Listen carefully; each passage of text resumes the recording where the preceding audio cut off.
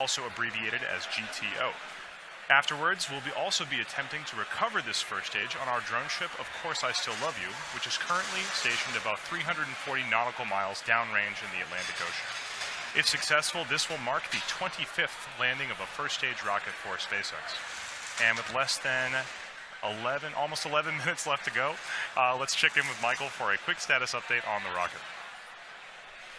Hi, I'm Michael Hammersley, a materials engineer in our avionics department, and welcome back for our second attempt of the first flight of our Block 5 Falcon 9. In the final minute of countdown yesterday, the Falcon 9 flight computer did its last series of checks, came across an abort signal from a ground system relay, and stopped the launch as the vehicle is designed to do. It turns out that this particular signal was an artifact of an earlier test sequence that was completed successfully, but did not properly reset. Keep in mind that there are 1,000 ways a launch can go wrong, and only one way it can go right, so the vehicle is designed to stop the countdown at the slightest hint of anything that seems off nominal. The team has revised this particular test sequence to avoid this problem in the future, and the rocket and payload remain in great health. So Falcon 9 rolled out to the pad with the Bangabandhu Satellite 1 payload on Wednesday evening at about 8 p.m. local time, and it went vertical yesterday at roughly 8 a.m. local time. Today, we went through the launch director's go, no-go poll, held at about T-minus 2 hours. One of the several changes to Block 5 is in how we load propellants. We still use a liquid kerosene fuel called RP1, and our oxidizer is liquid oxygen. But instead of starting with our fuel load at T-minus 70 minutes, we begin loading both RP1 and liquid oxygen onto the first stage at T-minus 35 minutes. Those proceed in parallel until just a couple minutes before liftoff. We also start loading RP1 onto stage 2 at T-minus 35 minutes, but we let that complete and then add the liquid oxygen. That started at T-minus 16 minutes. So all told, that means that currently we're at about 95% full of fuel in stage 1 and 100% full in stage 2, with liquid oxygen being at 90% in stage 1 and about 60% in stage 2.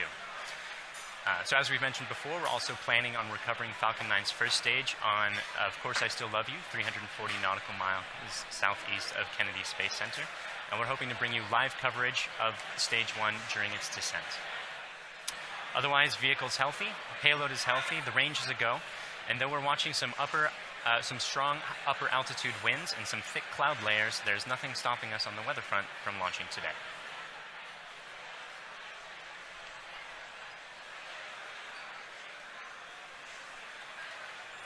Block 5 refers to a series of upgrades that we've made to Falcon 9 as part of our ongoing effort to make spaceflight more like commercial air travel is today.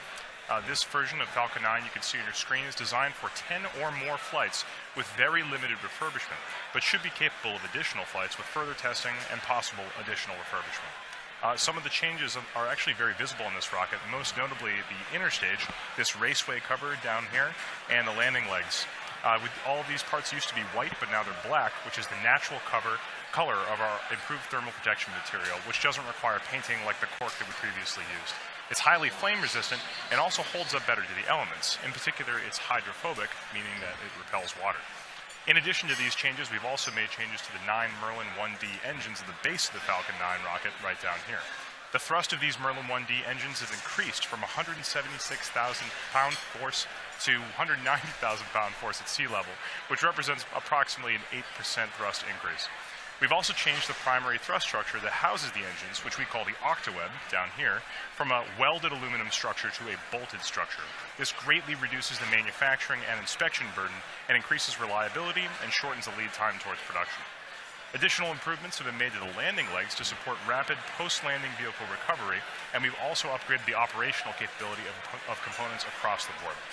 The ultimate goal of all these improvements is to be capable of relaunching a flown booster within 24 hours with minimal refurbishment. That doesn't mean that we want to fly a rocket once per day, but it means that we could if we needed to. Now at the top of this rocket is the nose cone structure at the very top. This is called the payload fairing, inside which is Bangabandhu Satellite 1, the first Bangladeshi geostationary communication satellite for the country of Bangladesh. The satellite was built by Thales Alenia Space of France and covers a wide variety of broadcast and telecommunication applications, including satellite television, internet access, and emergency communication services, and of course much more. The satellite will be operated by the Bangladesh Telecommunication Regulatory Commission, or BTRC, and is expected to last approximately 15 years on orbit. Bangabandhu Satellite 1 will stay protected inside that fairing all the way up until about 3.5 minutes into flight. The fairing protects the satellite on ascent, but once we escape Earth's atmosphere, it's no longer needed and we pop it off. We are not attempting to recover this fairing on today's mission, but it's something that we'll look forward to do in future missions. So with just about 5 minutes or 6 minutes left in the countdown, let's check in with Michael on how the rocket is doing. We're now just inside of T-minus 6 minutes, and Stage 1 and Stage 2 are both almost fully loaded with 1 million pounds of kerosene fuel and liquid oxygen. At this point, both stages are just about 100% of fuel. Stage 1 is at 99% liquid oxygen and at 90% for Stage 2. We'll continue topping off both stages until about T-minus 2 minutes to keep the propellants as cold and therefore as dense as possible in order to fit as much propellant onto the vehicle as we can. Around the T-minus 7 minute mark, we began our engine chill procedure. The propellants are much colder than the engines, and so it's important to get the engines to the correct temperature beforehand by slowly flowing propellant through them. Liquid oxygen in particular is so much colder that it would turn into a gas upon first contact, which would be a pretty hard start for the engine.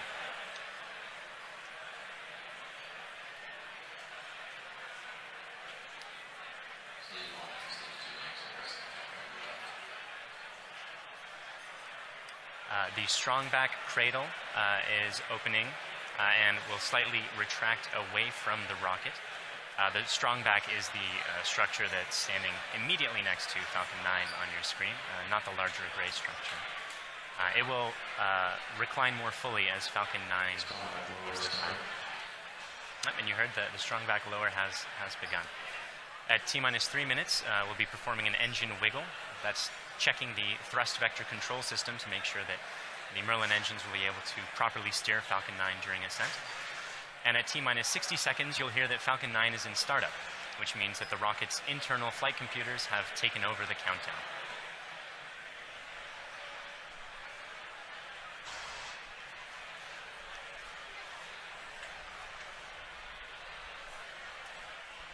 And you can see the cradle is... The cradle's full open. Is opening and is just finished opening on your screen there. The little arm is just beneath the fairing. One more interesting change for this mission relates to the Merlin engines themselves. In Block 4, the engines were used with a constant chamber pressure. Because engine thrust depends on both the chamber pressure and external atmospheric pressure, the Block 4 engine's thrust would slowly increase by up to 10 or 15,000 pounds per engine during ascent. For Block 5, we'll be maintaining a constant thrust of 190,000 pounds until cutoff, which means we'll actually be slowly decreasing the engine's chamber pressures over time to compensate for decreasing atmospheric pressure. The Stage 1 launch load is closed out. Otherwise, the drone ship is on standby in the Atlantic Ocean. The payload is healthy and go for launch. The range is also go for launch. And at this point, we're inside of T-minus 3 minutes and getting pretty close to T0. Strongback lower is ended. Strongback's at 88.2 degrees. So let's listen in to the last couple minutes of terminal count.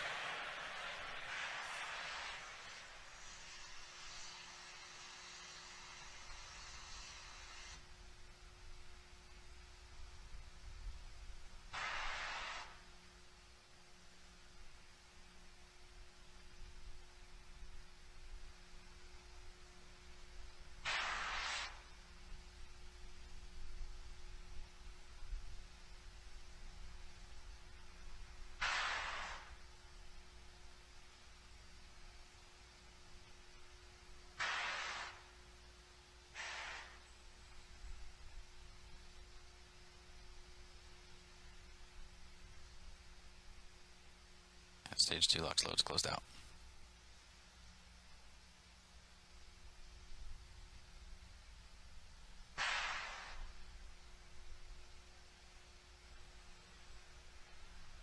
And Falcon 9's on internal power.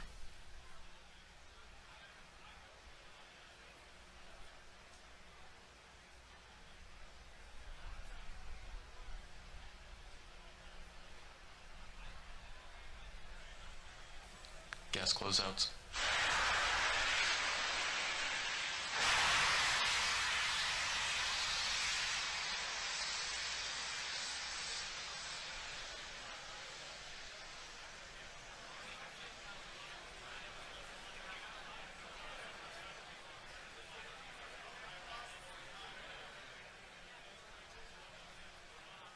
STS is ready for launch.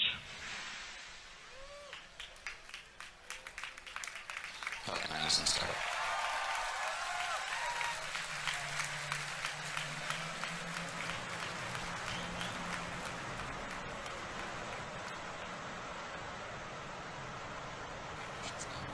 LD, go for launch.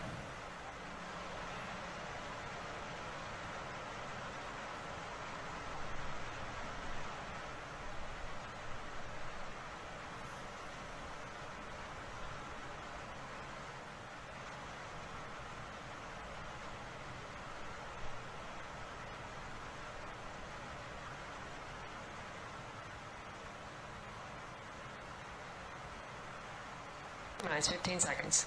Falcon 9 is at flight pressures. 10, 9, 8, 7, 6, 5, 4, 3, 2, 1, 0. Ignition, liftoff.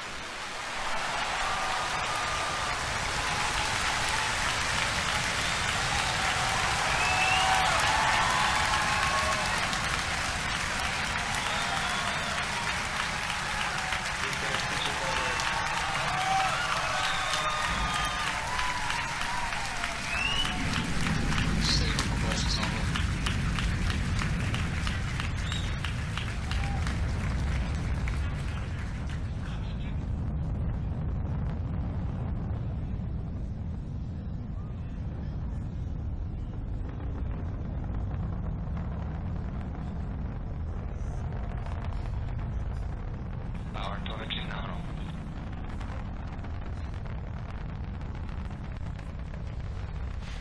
And you saw Falcon 9 lift off in a beautifully clear shot there at 4:14 p.m. Eastern. At T plus 10 seconds, the thrust vector control system Vehicle is supersonic. tilted Falcon to begin a pitch kick maneuver to get it going sideways. You just heard that we're going supersonic, and we're about to go through max Q when the rocket's pushing hardest against the atmosphere. Vehicle is experiencing maximum dynamic pressure.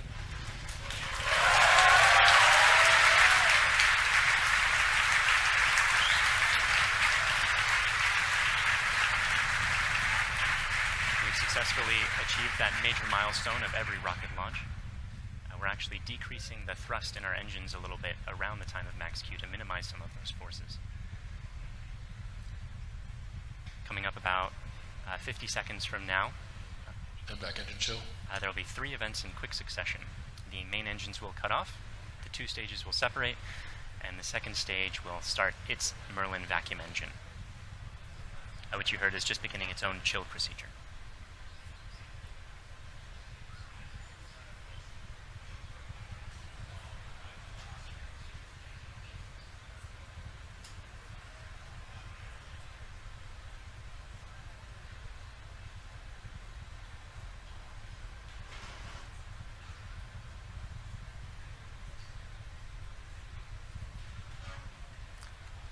Cutoff happening just a few seconds from now.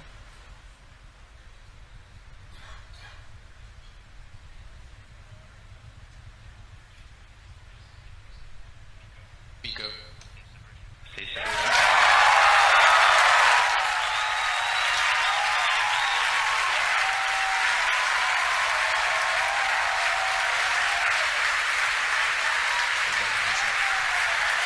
And there you saw those events occurring just as planned. You can even see some of the flicker from Merlin vacuum engine plume as it flicker in the cameras as that plume sort of interacted with the top of the interstage there for a moment.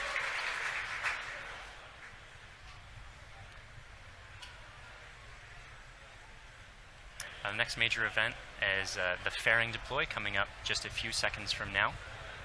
That's the second stage that will be deploying its fairing.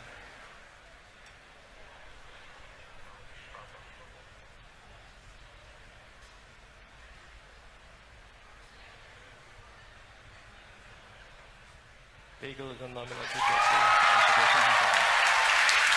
And there you see the fairings falling away behind.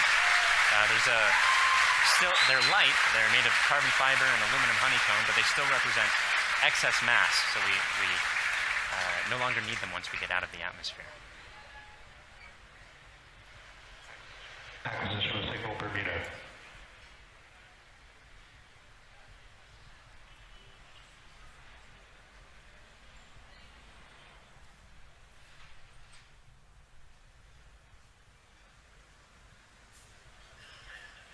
those of you just joining us, we had three events in rapid succession. We had a main engine cutoff from that first stage, we had a stage separation event, and then we had a second stage light, followed quickly then by a fairing separation. Everything's going great right now. Falcon 9 is looking pretty good. Right now, let's go over what we can see on your screen. On the left-hand side, that's a camera mounted on the top of the first stage of the rocket, looking down towards the 9 Merlin engines at the bottom. In that view, you can see those titanium grid fins. They slowly deployed just after stage separation, and those grid fins will allow the Falcon 9 first stage to guide itself back down towards the drone ship. Of course, I still love you. You can see brief flashes of those cold gas thrusters as they guide, provide additional control authority for that first stage. On the right-hand side of your screen is a camera mounted at the very bottom of the second stage, looking down towards the Merlin vacuum nozzle. Of course, at the very other end of that stage is the Bangabandhu Satellite 1. Right now, that Merlin vacuum engine is glowing red hot with those exhaust gases as it propels Bangabandhu Satellite 1 into its final geostationary transfer orbit.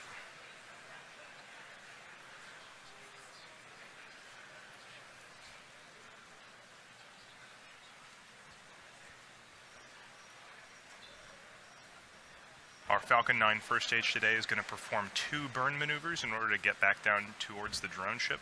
The first burn is going to be an entry burn coming up in about 30 seconds. You'll be able to see that entry burn start on the left-hand side of your screen.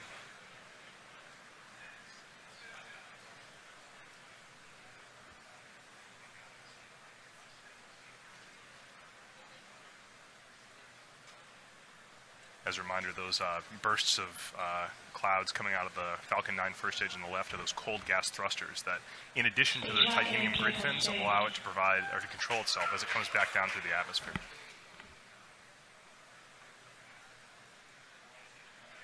There's the startup of the entry burn.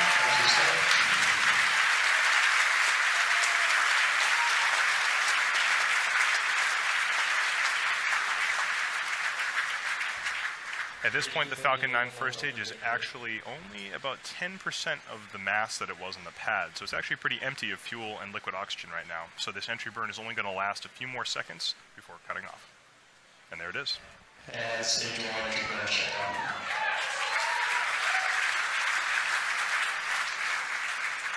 Drone ship has OS.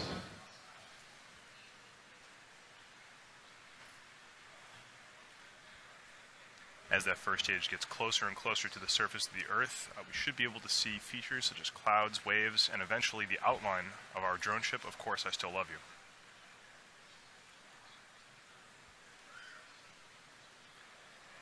you. It looks like there may be some condensation forming on the inside of the camera, but we should get some good video. On the right-hand side of your screen, again, that second stage is still continuously propelling Bangabandhu Satellite 1 into orbit. Looks like we may have lost video from the cameras on that first stage momentarily. We'll see if we can get them back. One thing that is unique about this mission is that the second stage engine cutoff is going to happen just before the landing, coming up in about 20 seconds or so.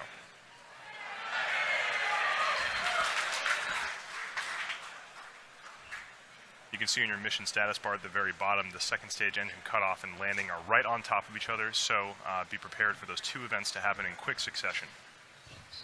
Stage 1 landing pad started.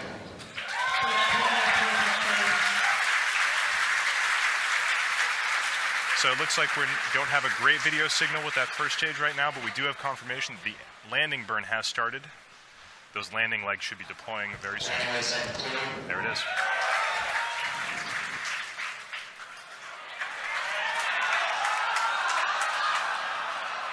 And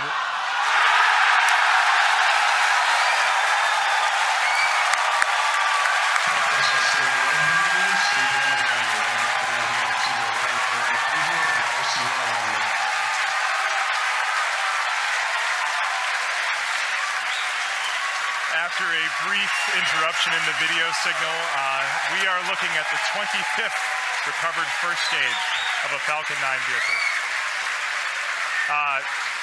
What a great sight. That is a camera on our drone ship. Of course, I still love you. The crowd's going nuts here at SpaceX headquarters in Hawthorne. While all that was happening, we did have a successful second stage engine cutoff of that second stage carrying Bangabandhu Satellite 1. While we're all very excited here at SpaceX to recover our 25th booster, the primary mission is still to bring Bangabandhu Satellite 1 into geostationary transfer orbit. Right now, everything's looking good from that second stage. It's going to coast for about 17 minutes or so.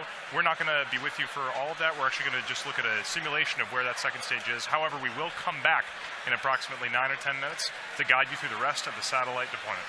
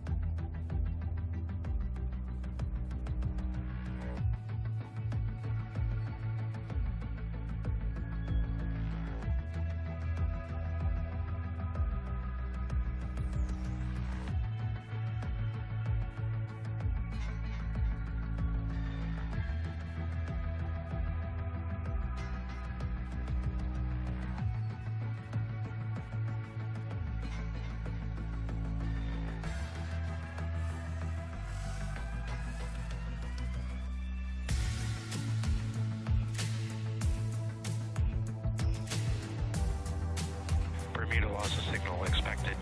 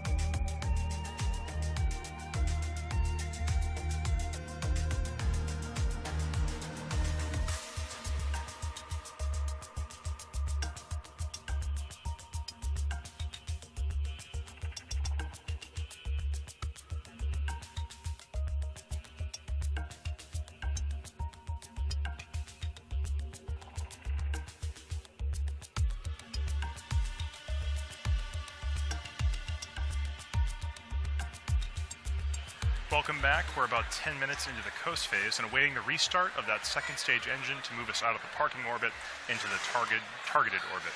As we mentioned, the launch of this satellite represents a significant milestone for the country of Bangladesh. For today's launch, they've put together a video that covers a brief history of Bangladesh, as well as the importance of the satellite currently making its way towards the final orbit.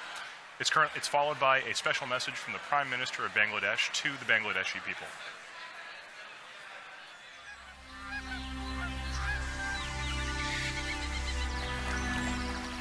The country of dreams.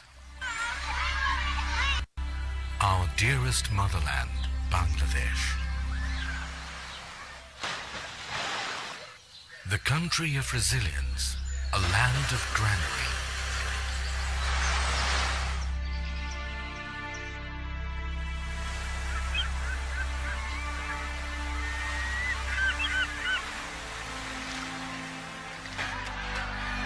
Endowed by nature's serene and green enigma.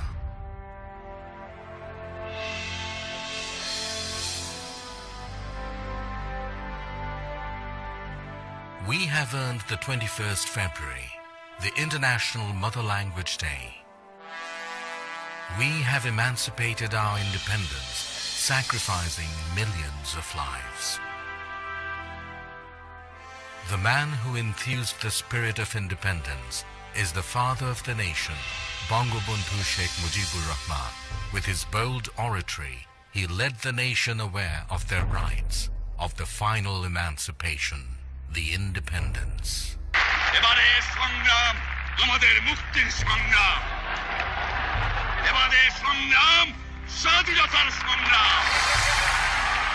The noble dream of Bangabandhu Sheikh Mujibur Rahman was centered on this country and its people.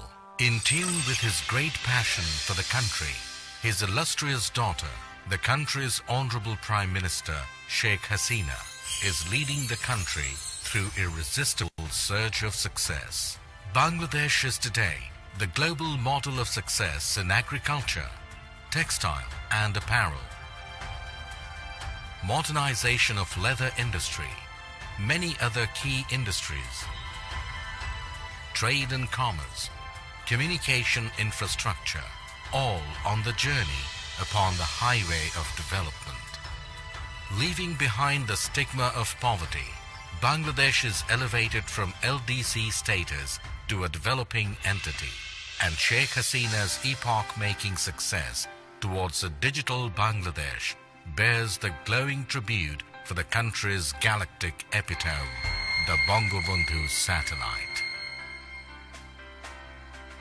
Bangabandhu sowed the seed of the country's cosmic entity through commissioning of satellite ground station at Bed Bunia.